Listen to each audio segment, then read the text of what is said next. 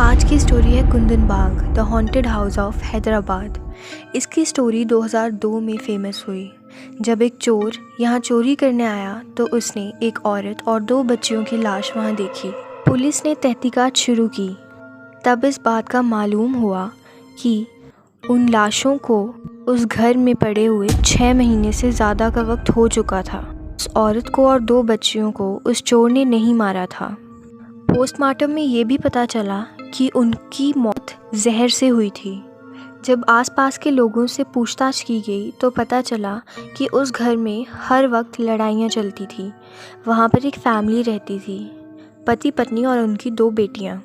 उस घर से अक्सर चीखने की, रोने की आवाज़ें आती रहती थी।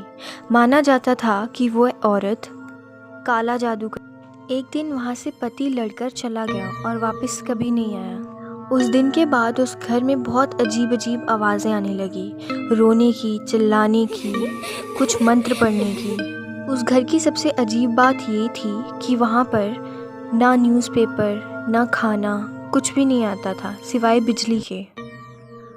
वो 2 बच्चियाँ गार्डन में अक्सर खेलती थी, रोती भी थी, लेकिन अक्सर ये देखा गया कि उन बच्चियों के हाथ में खून की बोतल थी। कुछ लोगों का ये भी कहना है कि वहाँ पर एक तांत्रिक आया जाया करता था। उस घर में वह औरत कैंडल लेकर अक्सर घूमा करती थी। 6 महीने से उन लाशों का उस घर में पड़े रहना काफ़ी ताज्जुब की बात थी। उस घर की बालकनी में, खिड़कियों पर, दरवाज़ों पर खून की बोतलें अक्सर नज़र आती थी। उस घर के सारे सदस्यों की आइडेंटिटी वहाँ पर नहीं थी। पुलिस ने बहुत छानबीन की लेकिन उन्हें कुछ न मिला। इस घर के आसपास आज के वक्त में जंगली पेड़ हैं, दीवारें भी टूट चुकी हैं, लेकिन आज भी लोग कहते हैं कि वहाँ पर वो औरत घूमती है, ठीक वैसे ही जैसे पहले कैंडल लेकर घूमती थी। वह बच्चियों के खेलने की आवाज़ें आती हैं। कुंदन बाग की मिस्ट्री का आज तक कभी पता नहीं लगा। उस घर को इस हादसे के बाद लॉक कर दिया गया और इस केस को यहीं पर बंद कर दिया गया।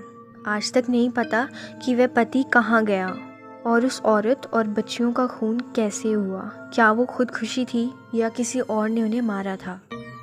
लोग कुंदन बाग के आसपास से गुजरने से भी डरते हैं। कहा जाता है कि वहाँ का बुरा साया लोगों पर पड़ता है और लोगों के घर में बुरी चीज़ें होनी शुरू हो जाती हैं।